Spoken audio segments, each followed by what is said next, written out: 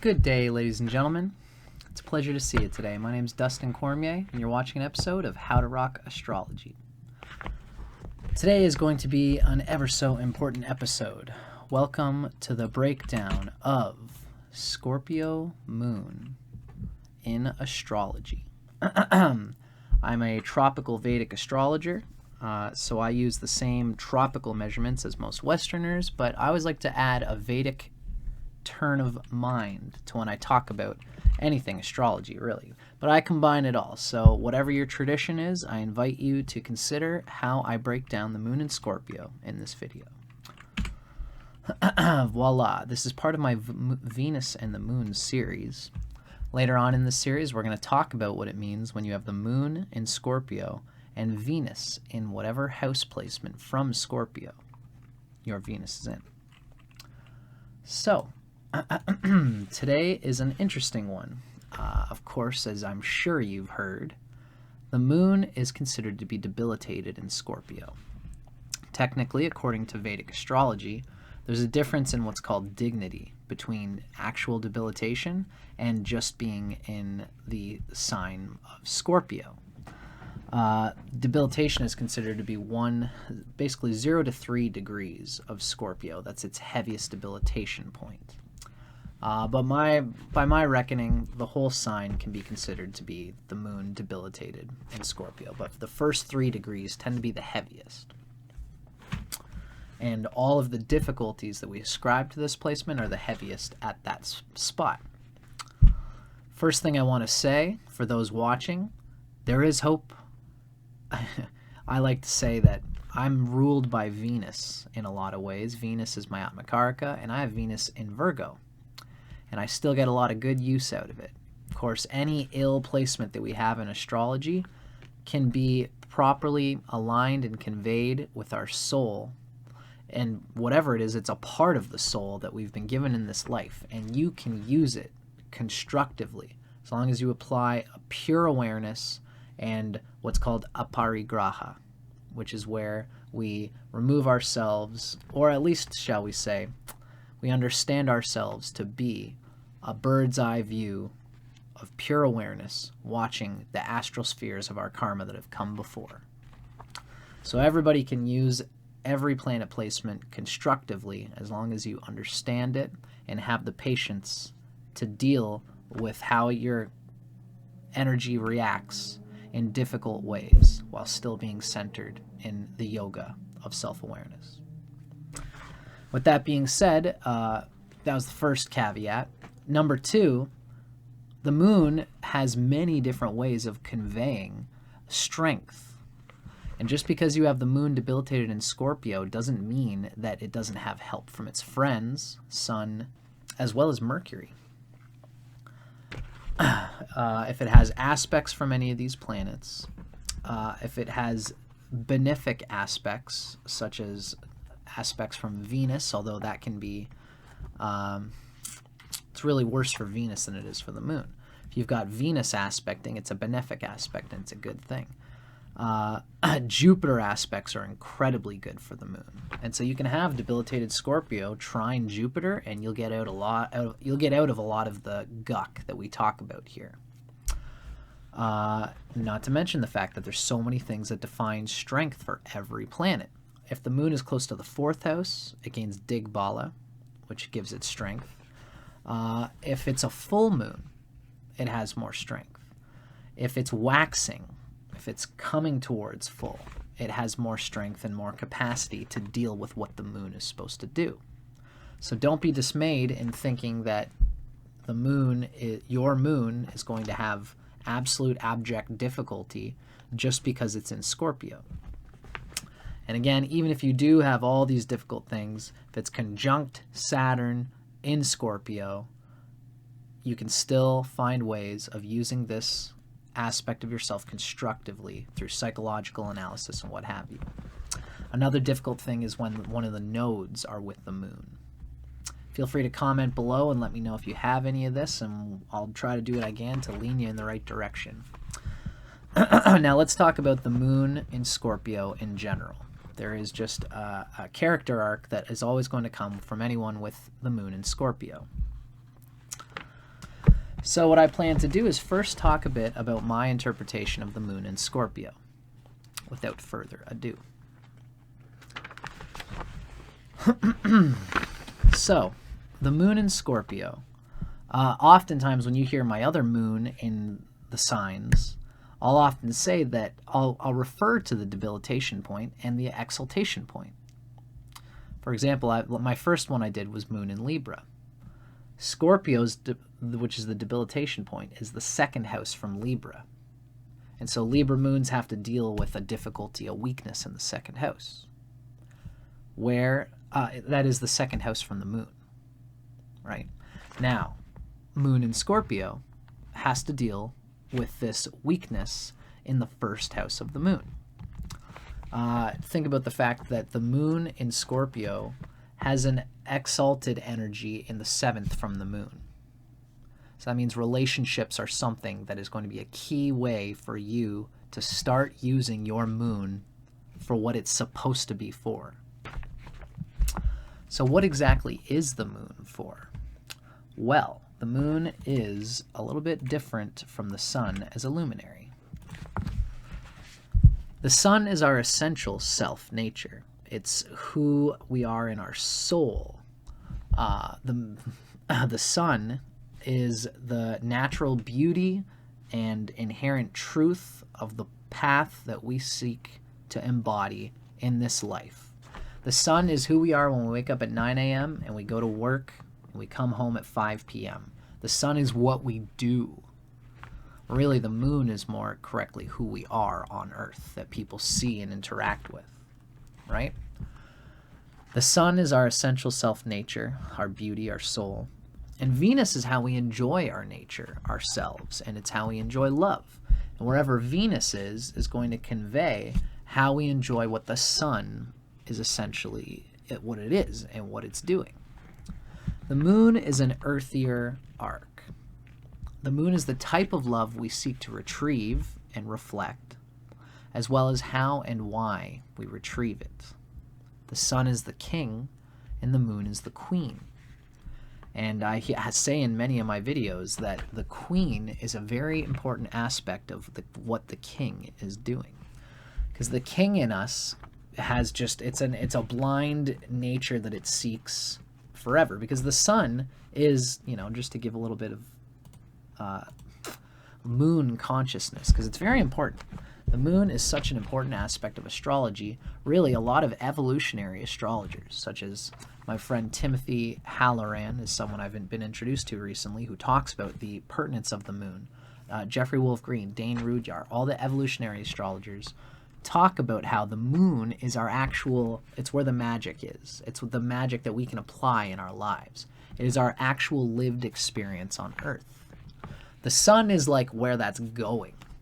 And it's always going there. The sun is this eternal light. But the moon only reflects slivers and splinters of that constancy of purpose of the soul to fit with time. We have to adapt to that sun in every moment in time. And not every moment gives us our sun. We want to be the sun all the time, but we can't, because there's only so much time and space to be who we are. So the moon shows how we actually experience ourselves and how people experience us. It is our earthbound personality, and in some ways it's the ego. It's the jivatman. So, I'm going to try not to get too airy, hairy, and heady here. The moon is really what you want to be looking at when it comes to relationships. If important planets jive with your moon, it doesn't matter so much if things jive with your sun. It's actually because you can deal with somebody having any planet in aspect to your sun. It's going to give you some authoritative thing that you got to deal with, but you can always deal with it if the moons are in tune. Someone's got their Saturn square your sun, you're going to feel that, and it's going to cramp your sun's style per se, but not in a way that is going to ultimately block you if there is a connection of the two between the moon and the other person's sun, the moon and the other person's rising sign, the moon and the other person's Jupiter. There's so many things that can connect your moon to the other person, so that whatever's going on between your suns is going to be whatever. Because the moon is our lived, felt experience of what is happening to us on Earth. Now, Scorpio moon has its archetype, has a difficult time dealing with this adaptation, dealing with life being ever-changing, because the Scorpio wants to be fixed. It wants to have a controlled, strategic way of getting out of every situation the same way every time, which is not how the moon is supposed to be. The moon is the fastest moving planet because it revolves around our Earth. It's supposed to be fast. It's supposed to be able to change. Scorpio moon people can change, but it has to come from within the way they are comfortable with changing. And this isn't always the case, but it can typically be very antsy, and they're like everyone in the universe has to tiptoe around the moods of Scorpio moon in order for them to break out of their shell and finally accept the adaptation and change that the moon in them is trying to convey. Now, I want you to consider that whenever I do readings for people, like I'm looking at the moon as much more than just its sign. Really, I have an overarching look at the moon. There's, again, through aspects, through, full moon versus waxing moon versus its closeness to exaltation point, Digbala being close to the bottom of the chart, and Shadbala. The moon can be weak in what's called Shadbala, which is all of the strengths of the moon combined. And even consider the fourth house. The fourth house relates to the mother. Really, the fourth house, in some ways, is the actual, the house cusps tend to be the actual field of experience that all of our planets and our experience grows in. And if you have a very strong and a good fourth house cusp, and the dispositor of the fourth house cusp is strong, you might have a good mother who put up with your pertinent pain in the ass, impatient childhood, so that you could learn to develop on the essential moon and Scorpio archetype and to learn to adapt to that. Even though it's by archetype not the most adaptable thing, that not so adaptable thing can still learn to adapt through its own way. And you kind of have to learn to do that as Scorpio moon. As debilitated planets, it's this ironic thing where you have to, as an astrologer, I have to tell my clients that, you got to learn to do really what the moon is not supposed to do. That's who you are at some level. And then learn to do what the moon is supposed to do through what it's not really supposed to do. And that is to say, they can be a bit antsy, controlling, security, intense, driven. Now, I have to unfold this a little bit for the Scorpio moon video, because you have Scorpio moon, and everyone needs to know just the psychological things that are going on with this, okay? So this is how I break it down for clients who have difficult moons or difficult fourth house placements, or anyone who's has shown me through the client conversation that they have difficulty with the moon and their emotions. What I ask them is this: how does an infant, 0 years old, just barely months, just born, how does a newborn infant ask for food? Do they, in a healthy way, imagine a healthy infant, how ought they to ask for food? They don't say, excuse me, mother and father.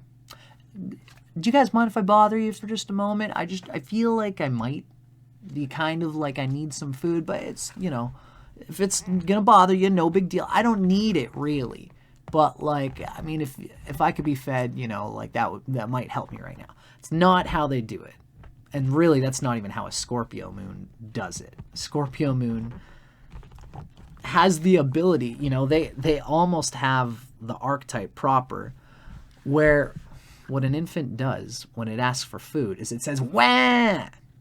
it cries, and it says, "Wah!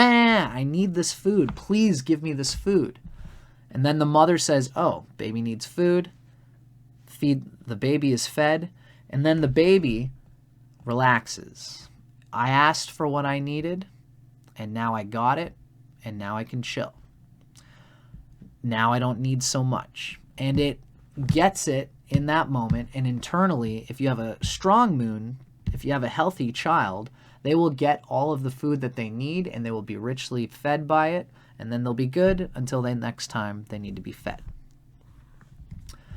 Scorpio moon is, you got to think that this is how the universe feeds all of us. You got to ask for what you want, because we are divine consciousness. We are the universe. And when you ask for what you need, you are the universe asking for what it needs. And if you get it, the universe says, thank you. Thank you for doing what was needed there to ask for what you need in order to move forward with your life. Because now we, the universe, can move forward at the best capacity that we can. Scorpio moon, internally, again, you might have actually gotten this okay when you were young, because there's so many other things that define the strength of the moon. But by the archetype, Scorpio moon doesn't ask for it. What it does is that it'll cry at like the weird times, and not necessarily when it's hungry.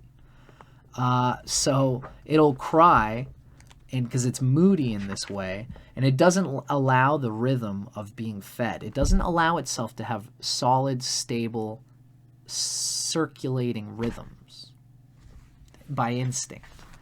So it'll cry for whatever reason, and the mother says, "Do you want food?" And then it puts the breast in its face. It's like, no, I don't want that. I just want to be able to cry in my own thing and to be unconsolable.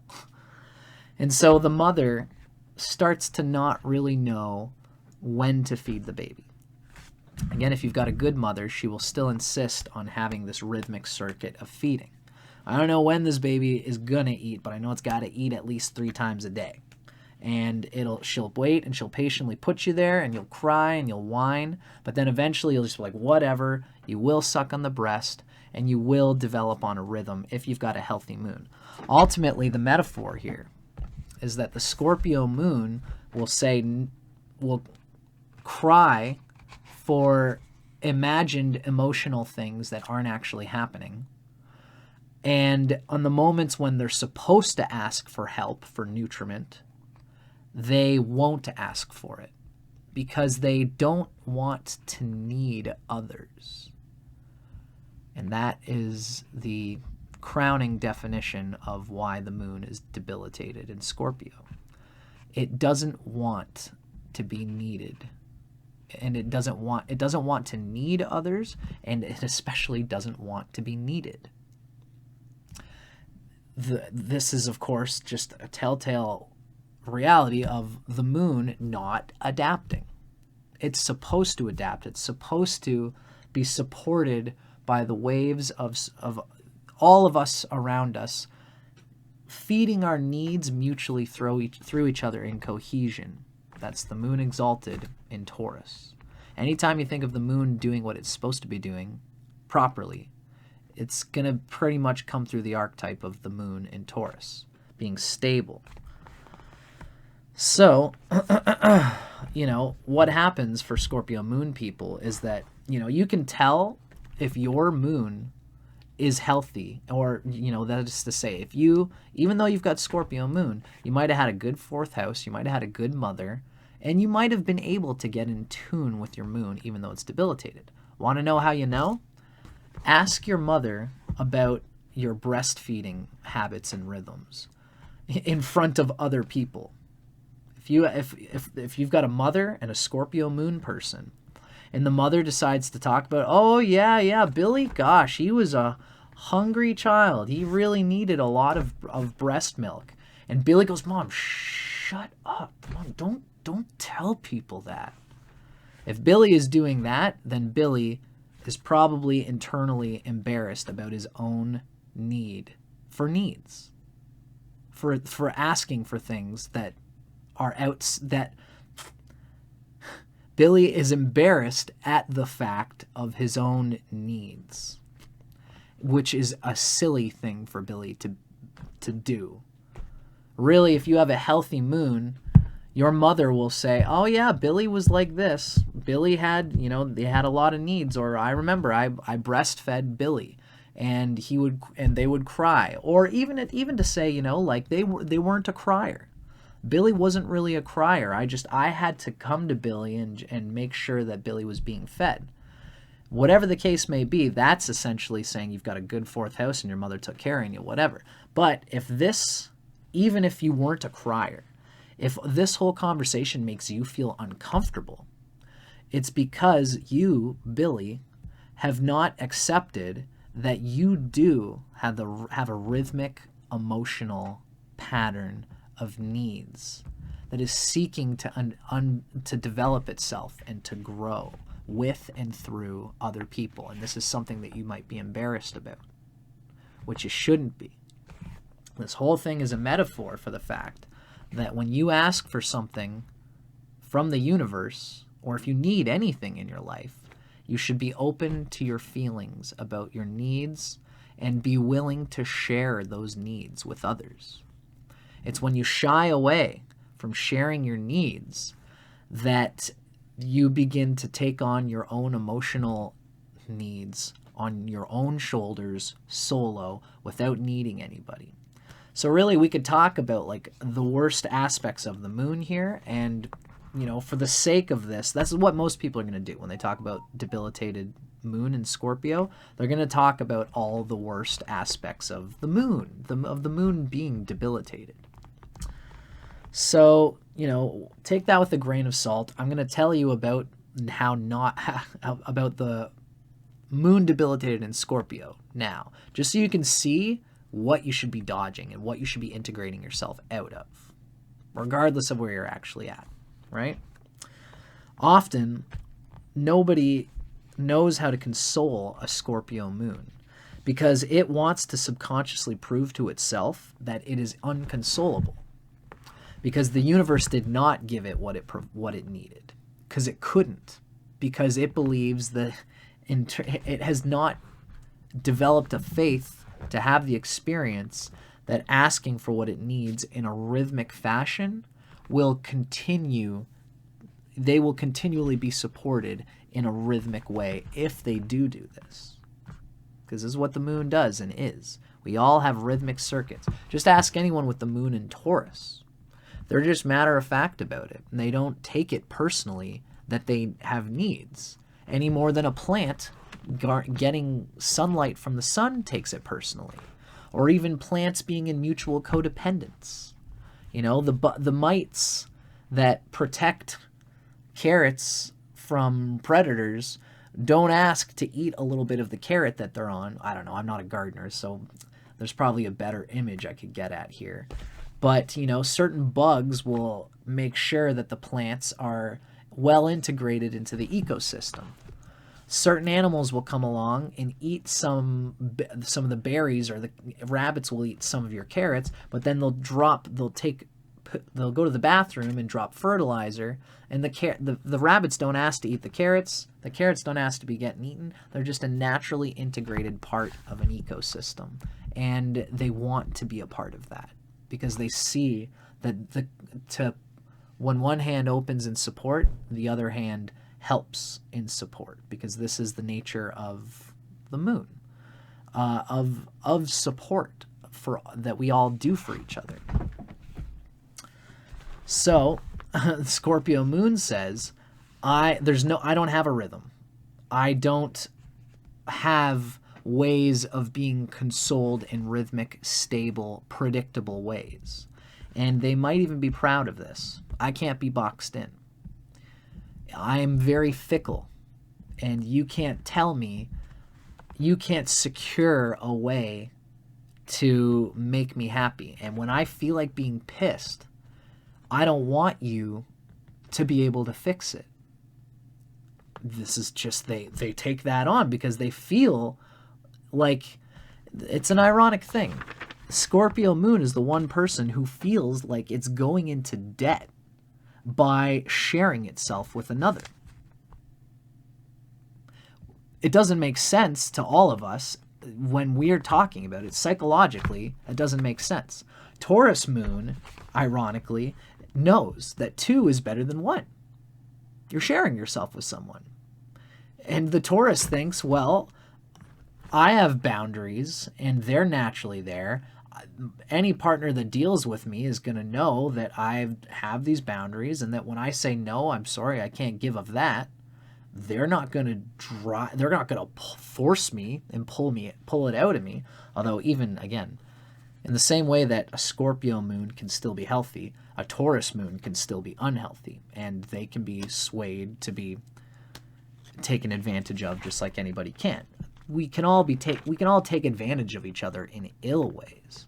Well, the simple fact is that you develop on your sense of self, you meditate, and you calm your mind, and you don't let anybody overtake your boundaries when you state them.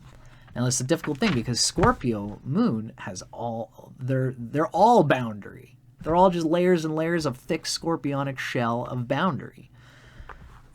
just that there's an ironic turn of mind where the Taurus moon person says, oh, look, more data to move and subsist through when I share myself with another person.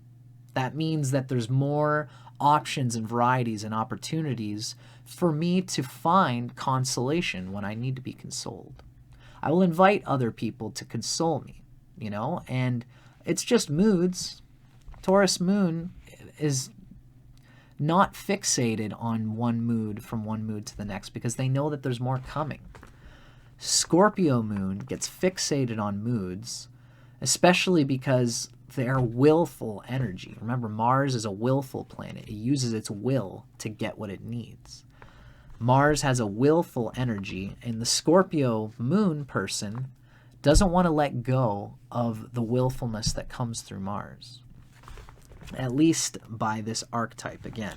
So they say that I cannot be consoled, and I don't want to be consoled when I'm in a pissy mood. And really, everybody has to let Scorpio moon just seethe sometimes. Just let this thing come through, and then they will be more receptive to being helped or to being taken out of that mood once they've let a little bit just seethe through.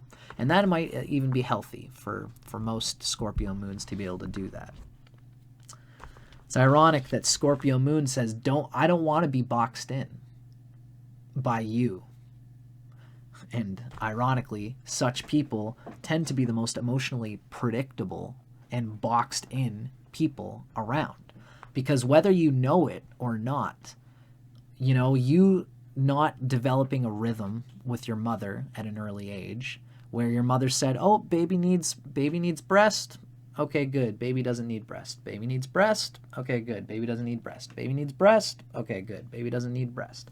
That is a rhythm that is, when you look at it from the Taurus moon perspective, the Taurus moon says, oh boy, there's a way for me to unchain myself from my emotions. I simply need to accept external needs as they come in a rhythm. And the rhythm is always there because what we need from the earth is all around us all the time. Taurus moon people don't think about these things. It's the Scorpio moon that says, oh no, I need to be attached to external needs in order to get my needs met. I'd rather not be in the rhythm. I'd rather be rhythmless. I'd rather not be consolable so that I can console myself through my pure will alone. Which means it takes your laser beam pure will doing something in order to make you feel like you got past an emotional moment.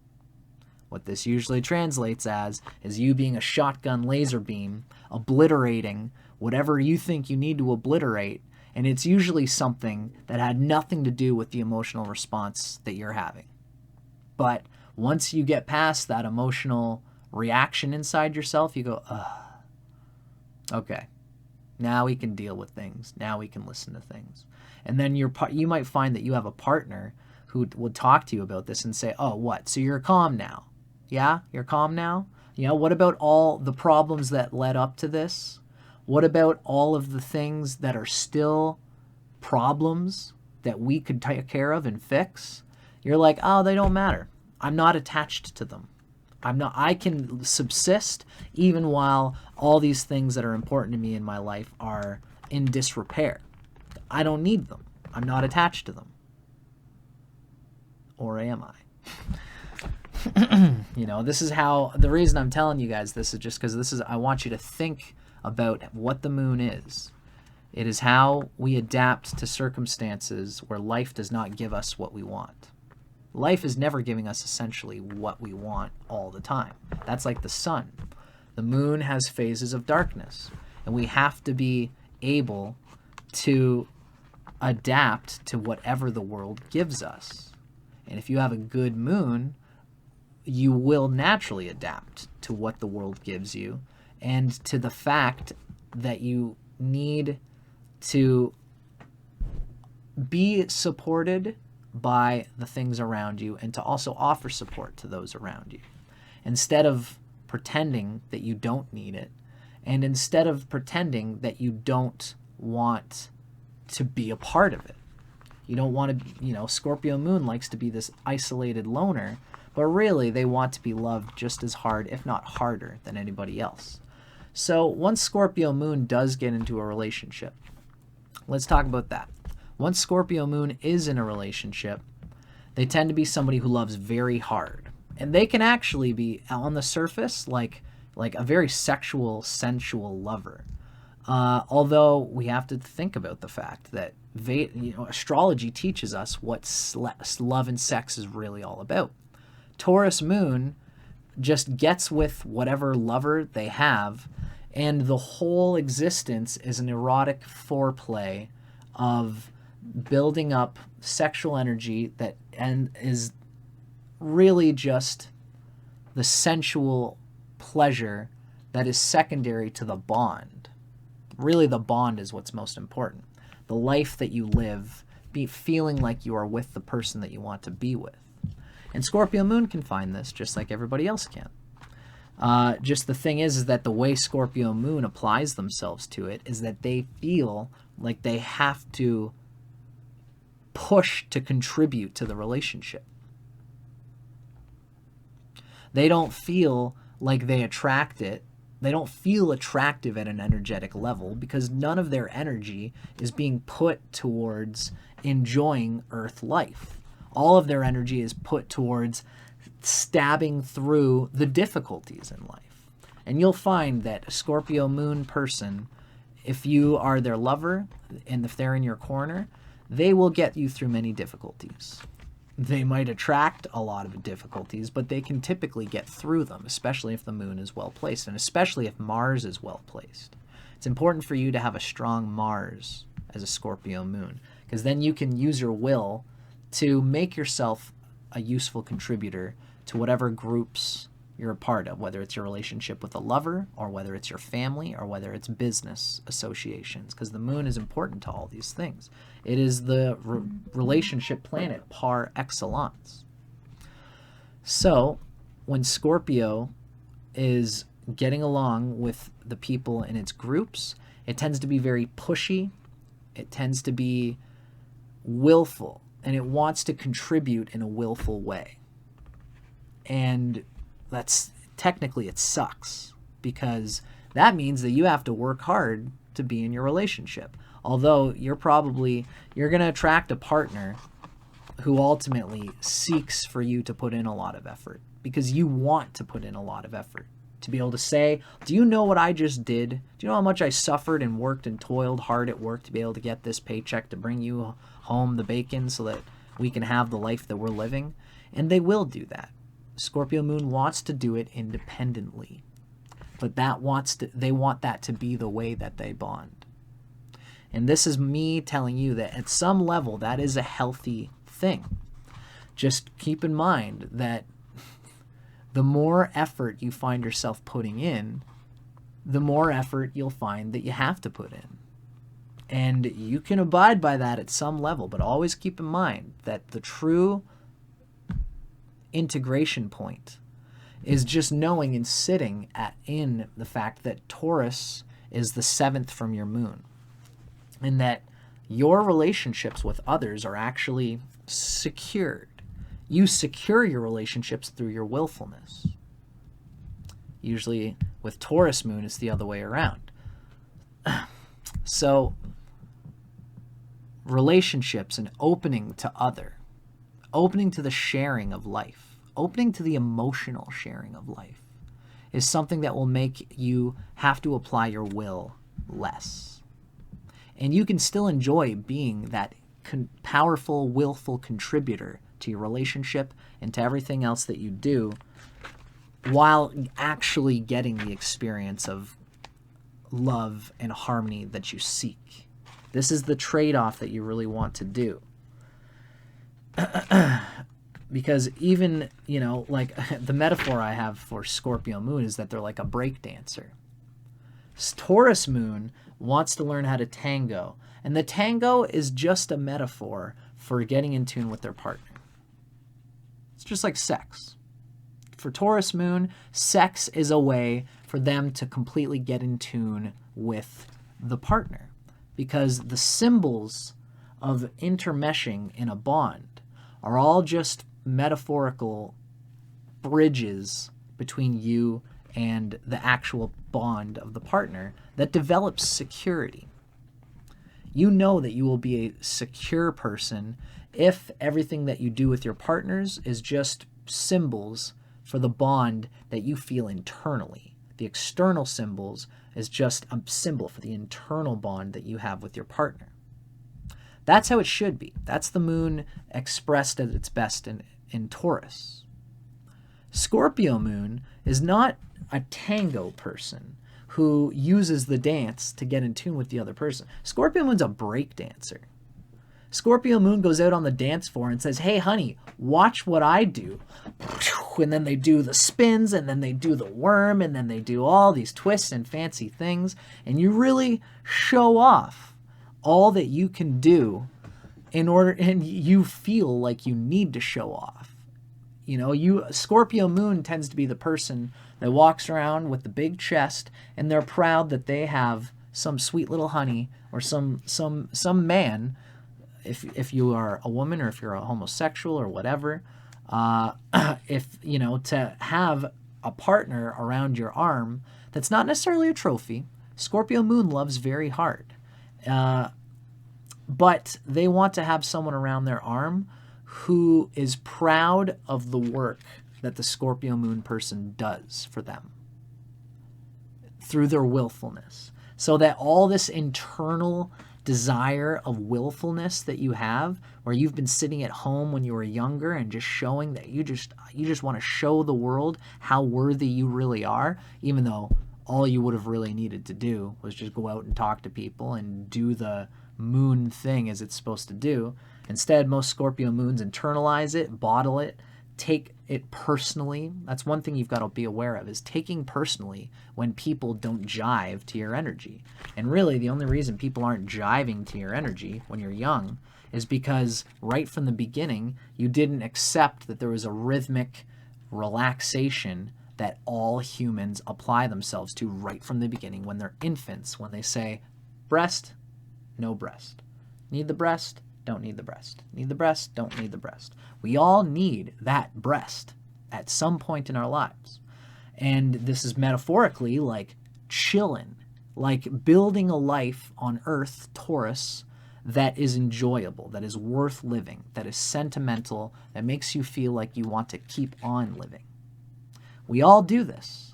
And, most people are not locked into the Scorpio-Taurus axis like you are. So most people are just living their lives, and they'll say, hey, man, do you want to hang out? And the Scorpio moon is the one person that thinks about it. When was the last time I hung out with Jeff? Is Jeff becoming dependent on my emotional needs? Am I becoming emotionally dependent on Jeff?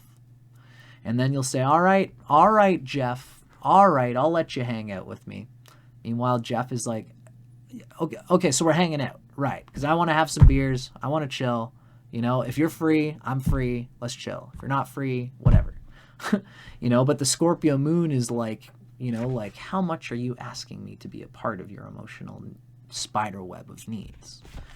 Scorpio moon is really the only person that thinks about things in this way, or at least anybody with a maligned moon, controlling the nature, because the nature is what it is. If you let go of your need for the control, you're just going to swim as you are. And again, a lot of Scorpio moon people, if you are just swimming as you are, then you're probably of a better integrated moon than you think. So just something to keep in mind. But ultimately, the Scorpio moon is a breakdancer. It's an individual first and a relationship person second. And this is a for better or worse for them. And something I have written here is that if you have any 7th house placements that are good and well nurtured, if your 7th house is strong, especially if your 4th house is strong, obviously. If your 4th house is strong, then you are going to understand why it's good to involve yourself with a foundation of support that's family, that's bigger than biological family. The 4th house is really your friends, your true tribe. And if you have whatever's going on in your 4th house is going to help you understand the importance of having people who support you in this way, even though you might apply it in an individual way. You might contribute to all your groups in a way that is, again, really putting a lot of effort into it. Now, I've already let this video go way longer than I should have. Story of my life. I think that I've already read a lot of what needs to be said about Scorpio moon through this reading, so I'm not going to do too much extra reading compared to what I usually do in other moon videos. But to just give a little bit extra emphasis, this is Stephen Royo's Chart Interpretation Handbook. Scorpio moon reacts intensely, passionately, with controlled emotional power. Their self-image is affected by complex, turbulent emotions, usually regarding the weird way where right off the bat they were on an emotional off energy. Then they started to read that people don't... Humans are things of rhythm, and Scorpio is this fixed, intense, emotional non-rhythm. And so when people try to get along with you, they're like, whoa. You know, it's like they're going down river and there's a tree in the middle of it. They're like, whoa, what the heck? This thing is not moving like the rest of the river, like the rest of us. Why aren't you moving like the rest of us? You know? So the Scorpio moon feels people asking this and they get like leery about it. Like, why do I need to? What's it to you if I'm an individual who's not with the flow of things? Although ironically, you know, everyone feels that each person is a part of the grid of consciousness. So for one person to be off, everyone kind of, it's like, that's sort of like the nail that stands out gets hammered kind of thing. And this is, I mean, at an emotional level, people are uncompromising about their emotions, and people have boundaries, and they're allowed to look at you weird if you aren't with the same emotional program that everybody else is on. So Scorpio moons, you know, you can't hide from people giving you this vibe, which means that you are probably just going to internally distrust a lot of people just because it was set off weird in the beginning. And most Scorpio moons come to learn that it's more of, it's just how they are, and it's just how people are. If your moon is really maligned, that's when you start to feel like there's something wrong with you, and you accept that identity and you take it as a mental illness, and then you eventually need help. That's when you need help at some point from a psychological counselor, where you identify with being like a loser, or if you are identifying with being someone who's not as worthy of abundance and sharing and love as everybody else, you should probably have some kind of counselor work with you to help break what you've adapted to, which is feeling like you're a loner and that you're supposed to be a loner, and that the world of humans outside of you is actually stealing your energy. If you're feeling these kinds of things, There are places and people that can help you through therapy realize that your energy, like a plant, is going to do better in the ecosystem of human ecology than it will trying to stay isolated and alone. Keep that in mind. Scorpio moon has a depth of feelings and secretiveness that contribute to their mystique and charisma. And this is, again, part of that hot, independent energy of Scorpio moon. They have a need to deeply penetrate experiences, and this leads to comprehension of underlying motives or to imagining all sorts of fearful motives in others, as I've just kind of described. They feel nurtured when they're giving and or receiving intense emotional energy, which is, again, part of why these people have difficulty, is that they only feel that someone's really paying attention to them if the person loves them enough to hold the same emotional intense energy and say, it's okay, I don't care. I don't care that you're this intense. I'm with you here. And the Scorpio moon person is just like, and like the Scorpio moon person is just applying all this intense energy, hoping that the other person will go away. But the other person's just right here with you. If anybody else has Scorpio placements, I'm Scorpio sun. I could sit with a lot of people who have this energy, and it's like, okay, it's okay, I'm here. And such a person who has Scorpio placements, the Scorpio moon person will trust that you're not soft at some level. You're not looking to steal my energy. You're just meeting me at the same energy that I am, which feels kinship and similar and familiar. And so they will, at some level, trust and respect a similar scorpionic energy. Ultimately, again, the moon should not be like this. And this is something that you should work on, because the moon is supposed to attract things through the ease of letting each other's nature be what it is without too much undue effort. And a fear of vulnerability and losing control can lead to emotional repression. So this whole video, as I thought that it would, has really turned into a real psychological diatribe. And that's all groovy. You know, when you come to watch the rest of the Scorpio moon with Venus sign series, I'm going to try and make it lighter. Going to try to make it so it's less of this psychological counseling therapy session, and just more sort of like, now that you understand who you are, you're an independent person, but you still need to work in cohesion with others. How do you do that dance? This is kind of what I'm going to try and cater the rest of these lessons and videos to. So just to kind of, in that regard, let's move towards Erotic Astrology by Phyllis, Vega. Take a quick little fun look at what Scorpio moon is like in bed, in the sensual atmosphere of lovemaking. And of course we read the show-off, imbued with a smoldering sexuality. This is Scorpio moon in bed. When you turn on your sultry charm, few can resist you. And once you get going beneath the covers, you have tremendous staying power. Because again, there's like this deep need to really show and prove the sexual impulse is something that you can contribute and serve the other person, and that you can keep on building it and serving it. Although you should really, the more that you learn about how you can be turned on, how the other person can serve you, this will be something that will make your sexual energy, at least in your sexual chakra, a little bit less pushy, a little bit more natural, which is really how it should flow. And many of you will actually do this naturally and probably have it. We're going to, at some level, we'll talk about the kind of kink that can come from Scorpio, the power play dynamics that this moon energy enjoys moving through.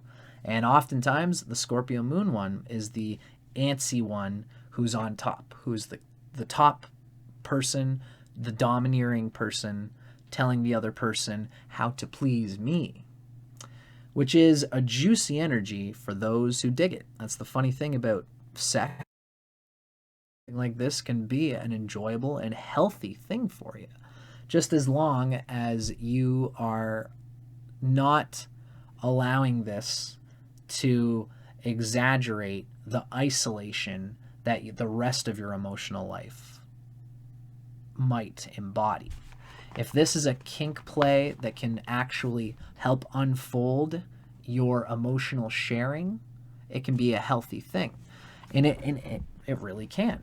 When you are acting as the protector or the steely seducer and the come hither person, it can be good for your emotions, and it can make you even feel like things are coming to you and you are attracting them.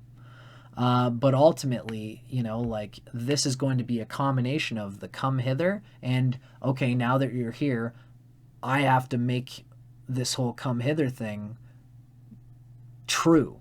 I have to, you've come here and now I've got to show you what you came here for. And a lot of this can be like a stilted, postured thing that is fun for a while. Ultimately, though, I would like you to think about the fact that, again, Taurus moon is a better example of how sex ought to be, which is that you don't really need all these bells and whistles if you truly have a bond with the person that you're with. And if you and the person that you're with are bonded first, and these fun, kinky things are an extension of the bond that you have, which is beyond the sex and the symbol of bonding, then you're okay. Then you can enjoy it, because Scorpio moon lovers love hard and long and, greatly. It's part of the one aspect, it's an ironic thing. It's a yin and a yang mixed into one, where you feel the need to show your sexual prowess and sensuality and all these things, and every human can get their tongue a little bit salivating over that idea. But when you're finally in it, humans only have so much energy, and sex should not have that much energy going towards it, or else you can get attached to the need to display it, which means that you're not attracting it with undue effort, which is what's symbolized by Moon and Taurus. So enjoy it, but don't get too wrapped up in the bells and whistles, and especially don't try to secure your relation. Don't put the cart before the horse. Don't try to secure your relationship by trying to be Mr. or Mrs. sexy person who can provide every fantasy in the world. That's a secondary thing. And if it's not secondary, you're going to get to an age where you feel like you're more enslaved to it than it was to you when you first started doing this. It's my Vedic take on the matter. In any case, once you do get going beneath the sheets, you have tremendous staying power. Your passionate lovemaking requires a dynamic bed partner with physical stamina equal to your own. Your innate fascination with sexuality inspires numerous fantasies of erotic seduction. Acting out these scenarios with your mate provides an outlet for your active imagination, in addition to being a guaranteed turn-on. There's probably a lot of good, juicy Scorpio moon lovers out there who apply this kind of stuff. And you can even find sexual healing through working out, feeling like you've never been a loved person, and, you can do the submissive thing where I'm absolutely worthless, or not worthless, but, like I'm a dog for you, baby. And expressing that and experiencing that with a lover who trusts that it's a game can make you feel that and be like, ugh, that was like, woo, that was like a kinky thing. And it's good for you and your partner to share the mutual space of knowing that this is a game and this is a play and we're role playing here. If you are actually that submissive person, hey man, no kink shaming here at all. Rock and roll. I am Scorpio sun. I've gone down that road. I kind of do a lot. It's a lot of fun. But the Scorpio sun in me is just looking the person in the eye and being like, like, we're playing a game here, yes? which means that, you know, like when I get up the next morning and I, if I ask you if I feel like having a coffee, you're not going to look at me and say, hey, I thought you were the submissive one here. You get me a coffee. I will be like, sorry, we misunderstood this. That was just a game. I'm never calling you again. You know, because anyway, that's Scorpio's sun and it can be kind of different. But just keep this in mind. Have fun with your kinky stuff and play them, but be careful how you identify with the sensual role-playing exploration activities that you apply as a Scorpio moon person at night. Because whatever happens in the morning could abide by how you identify with it, is what I'm saying. Explore it all you can, but remember that you, with your vulnerable moon position, you could be dragged into unconscious emotional identity power plays between you and your partner that don't actually reflect what you are. You were just exploring a healing modality. You were exploring a kink. Just be mindful that you don't have to identify with every kink that you explore the night before, is all I'm saying. As an extremist, you equate sex with power and control, making you a demanding but wickedly delightful lover.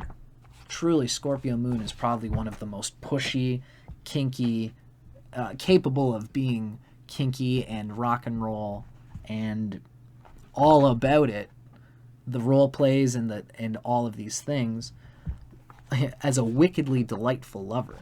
You could be one of the most capable people of doing this. You intuit your partner's secret desires, and then you make them come true. Ask them about them, push them. Even consent play is things that the Scorpio moon can kind of have fun with, especially if your partner is like, I could never voice this, but the Scorpio moon brings it out. Although this is something that is, you should always consent about consent play. Even if you're the type of person who wants to explore doing it subtly, you have an experience of something with someone sexually where they feel amazing about having not talked about it, but then you just intuited it, and they're like, oh my God, I can't believe that worked out as good as it did. These kind of things can happen. But even within all of this, somewhere down the line, you should be compassionate enough to talk with the lover about what you opened up there that was unconscious in them, and give them the space to integrate it themselves. Because even if you think you're Mr. Hotshot or Mrs. Hotshot for breaking it out for them, they might have enjoyed it in that one moment, but if they don't fully integrate it and if you don't fully talk about it, they will internalize it as having been a breach. And that's never a good thing, even if you thought in that moment that it was. This is a whole world, and if you're interested in exploring it, you should. But I digress. Really, my interpretation of all of this is that it's all kind of bells and whistles, in my personal opinion. Sharing your lusty thoughts with your beloved serves as tantalizing foreplay for steamy nights of intense lovemaking. And if your Scorpio moon is healthy, you can do all of these conversations talking about fantasies and erotic thoughts of all different sorts with your partner, especially if you are seeking to bond with them at deeper levels, of deeper values, of trying to build a future together. I'm talking about if you actually find a lover that you want to be with. If you're just slinging through the night, Scorpio moon is the most capable person of being a solo rake. You ever hear that old term, the rake, of someone who can just sleep with lover after lover after lover and explore so much about yourself by doing that. And if you feel the need to, you're going to do you. And no one's going to tell you to do anything other than you. Just keep in mind that I'm trying to give you the space of this ironic paradox with Scorpio moon, which is that ironically, you're the person most capable of being an independent lover for the sake of loving. And on the same token, you are the most, most people just dip their feet in that shallow water before they plunge into the depths of, once you get older, you get to be plus 30, 40 years old, and you want to connect with someone who you can actually grow with and through. And you are very capable of enjoying the novelty of many lovers so much that you never think of facing the confrontation of needing to actually open up your soul and share yourself with other people. And the fascination of the shallow play can stop you from opening the depths of your heart to somebody who is willing to see how jaded you can be, to see how fidgety and how neurotic you can kind of come off sometimes, or even just, even for the healthiest Scorpio moon person, you might just be okay. But this is always still a thing, is that the person who's most capable of enjoying surface fascinating sex with many quantities of people is the person who's most liable to miss out on quality of connection, on quality of love, on quality of deep bonding with people. So this is something that you have to keep in mind as Scorpio moon. The quantities of superficial love and connection experiences that you have are, the more quantity you have, the less quality you will have. That is lockstep. What you have to do is let go of the quantities of superficial love that you get from all these different ways. Starve yourself a little bit, control your mind, meditate, in my personal idea. As a yoga person, you want to hear it from Dustin Cormier, meditate, let go of the need for novelty, and start developing on ways that you can accept the mildness that true love really is. True love is actually a little bit mild in its passion. And once you do that, you will be in that space of the mild passion that love tends to be. You will be the most passionate lover there is. You'll really put yourself into it, and you can do so much for a lover who wants to enjoy that. But at its best, love is mildly passionate and intensely devotional. Think about that. You want to feel free to drop me a comment. Let me know if you agree. This is just my yogic take on love in general. This has been a very long video, but that's okay because it's Scorpio moon. This is my moon series. I knew that it would have to be. So I'm Dustin Cormier. Let me know what you guys think in the comments, and I really deeply hope you enjoyed this. Stay tuned. Next week or in the next coming bit, I will be talking about your Scorpio moon in combination with the 12 natal Venus signs. Take care.